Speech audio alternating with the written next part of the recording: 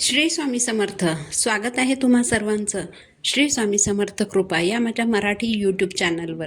स्वामी महाराज तुमच्या सर्व चांगल्या इच्छा पूर्ण करोत हीच स्वामींच्या चरणी प्रार्थना करते आणि आज या नवीन व्हिडिओला सुरुवात करते. 6 एप्रिल 2025 वार आहे रविवार. या दिवशी आलेली आहे श्री रामनवमी. गुढीपाडव्यापासून चैत्र नवरात्र सुरू झालेली आहे आणि ती रामनवमीला समाप्त होते. चैत्र शुक्ल प्रतिपदेला सुरू झालेले देवी नवरात्र आणि श्री राम नवरात्र नवमीला समाप्त होते.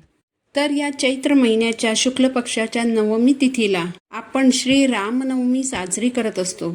तर श्री रामनवमीचं व्रत कसं करावं, घरच्या घरी रामनवमीची पूजा कशी करावी, प्रभू श्रीरामांना कोणता नैवेद्य अर्पण करावा, कोणत्या साध्या सोप्या सेवा आपल्याला करायच्या आहेत जेणेकरून श्रीरामांचा आशीर्वाद आपल्याला प्राप्त होईल, ही सर्व माहिती मी तुम्हाला आज या व्हिडिओमध्ये सांगणार आहे.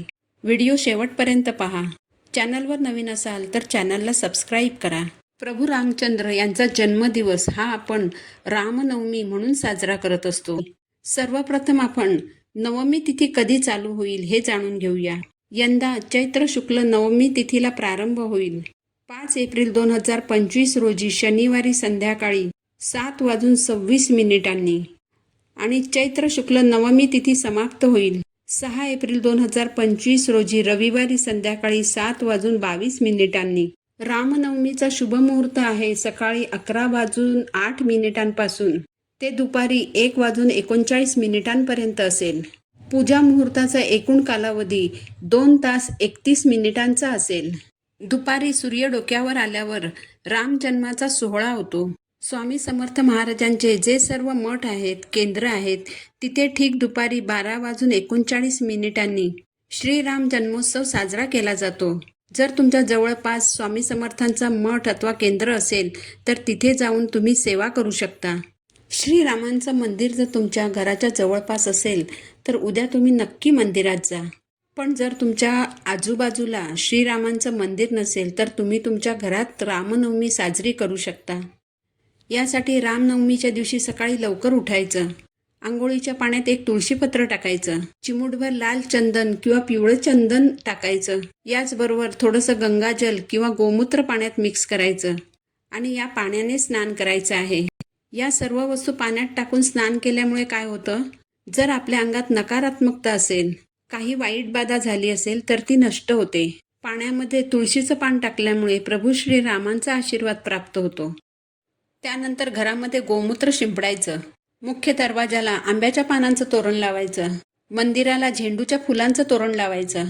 बघा, विशिष्ट तिथी जेव्हा असतात, या ज्या काही महत्त्वाच्या गोष्टी असतात म्हणजे मुख्य दरवाजा स्वच्छ करणं, गोमूत्र टाकून घर स्वच्छ करणं, दरवाजाच्या बाहेर छोटीशी का होईना रांगोळी काढणं, या सर्व गोष्टी आपण करायलाच हव्यात.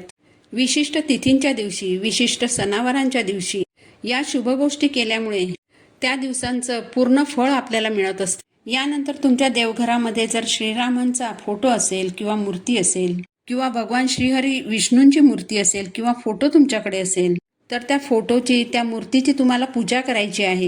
परंतु जर तुमच्याकडे श्रीरामांची किंवा श्रीहरी विष्णूंची देखील छोटीशी मूर्ती नसेल तर बाळकृष्णाची मूर्ती ही प्रत्येक घरात असतेच.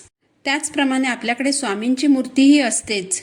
आपले स्वामी हे ब्रह्मांड नायक आहेत, तेच श्रीहरी श्री विष्णू आहेत, तेच बाळकृष्ण आहेत, तेच श्रीराम आहेत, तेच सगळ्यांचा अवतार आहेत. त्यामुळे तुमच्याकडे जर स्वामींचा फोटो किंवा मूर्ती असेल तरी तुम्ही पूजा करू शकता, सगळ्या सेवा करू शकता. म्हणून तुमच्या देवघरात जर श्रीरामांची मूर्ती असेल किंवा मग महाराजांची मूर्ती असेल किंवा बाळकृष्णाची जरी मूर्ती असेल तर त्यावर तुम्हाला प्रथम पाण्याने, मग पंचामृताने आणि मग पुन्हा पाण्याने अभिषेक करायचा आहे.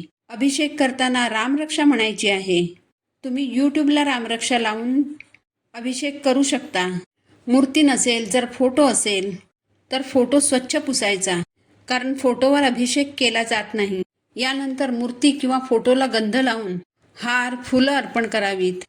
दीप, धूप, अगरबत्तीने ओवाळावं. नैवेद्य म्हणून पिवळी मिठाई, पिवळी फळं अर्पण करावीत. पंचामृताचा नैवेद्यही तुम्ही अर्पण करू शकता.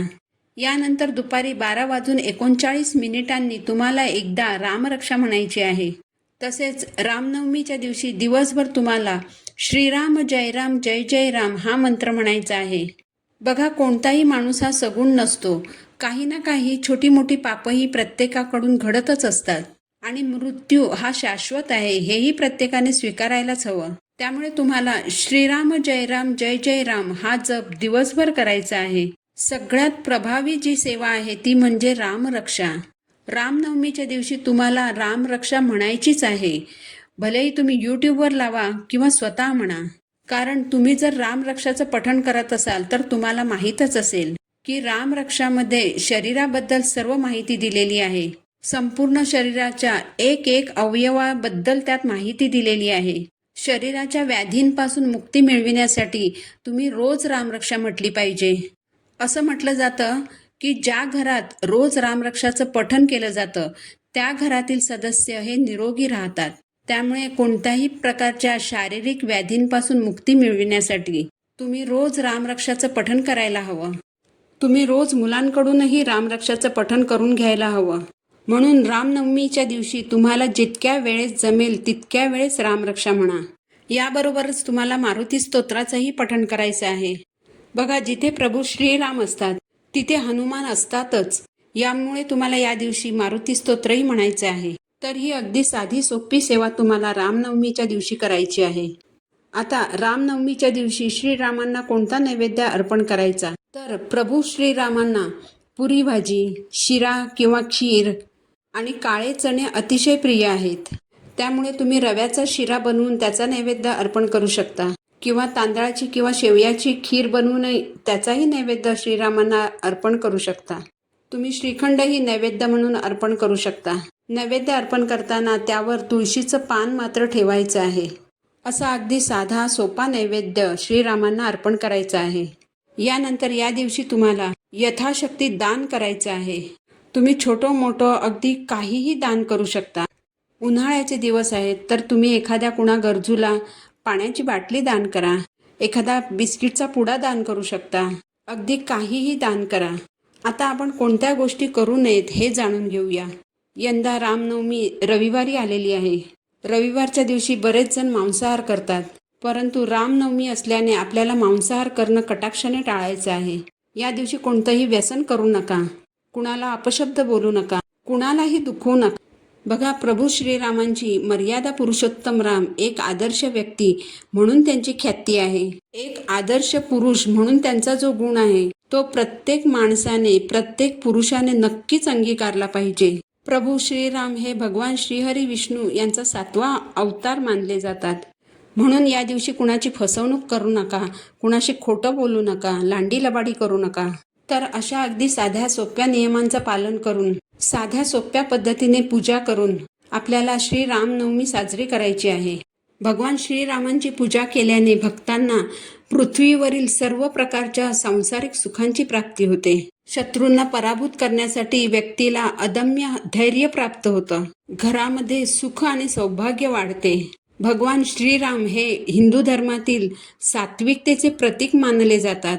प्रभू श्रीरामांच्या जीवनातून धर्म, सत्य, न्याय आणि मर्यादा पालनाचे धडे मिळतात. म्हणूनच प्रभू श्रीरामांची पूजा केल्याने व्यक्तीला जीवनात सुख समृद्धीची प्राप्ती होत असते. तर बघा, येत्या 6 एप्रिलला रविवारी आहे रामनवमी. तुमच्या जवळपास जर कुठे श्रीरामांचं मंदिर असेल तर मंदिरात जाऊन आवर्जून श्रीरामांचं दर्शन घ्या. हनुमानांचं मंदिर असेल तर हनुमानाच्या मंदिरात देखील जा. कारण श्रीरामांना मारुतीराया प्रिय आहेत. मारुतीरायाची भक्ती केलेली त्यांना आवडते. त्यामुळे या दिवशी जर आपण त्यांची सेवा केली तरी देखील श्रीरामांची कृपा आपल्यावर होते. तर अशा अगदी साध्या सोप्या पद्धतीने तुम्ही रामनवमी हा सण साजरा करा. तर झालेली सेवा मी महाराजांच्या चरणी अर्पण करते. पुन्हा भेटू नवीन व्हिडिओसोबत. श्री स्वामी समर्थ.